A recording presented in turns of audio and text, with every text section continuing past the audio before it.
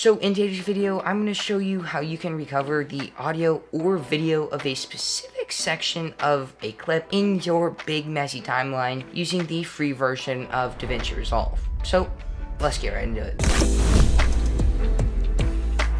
So inside of DaVinci Resolve, as you can see, I've got my big long timeline here that just has a bunch of stuff. Now, as you can see here, there's this one clip right here that has lost the audio.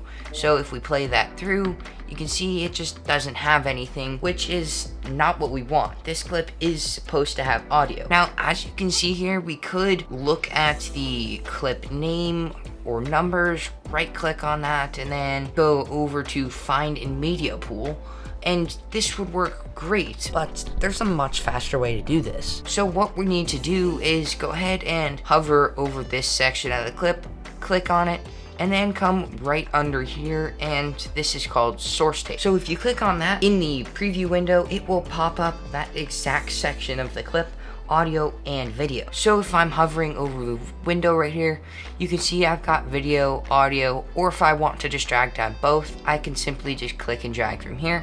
But in my case, I just need the audio.